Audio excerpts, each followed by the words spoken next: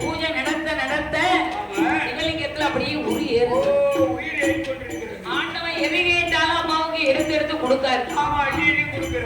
கேட்ட வரங்களை இல்லாம லிங்கத்துல இருந்து வாங்கி கொண்டு அழகான அந்த கோட்டையிலே முத்துமணி மண்டபம் ஒன்று அமைத்து அந்த முத்துமணி மண்டபத்துக்கு படித்தளம் 8 மன்று 10 படித்தளங்கள் எப்படி அமைக்கிறாரான படித்ததாமான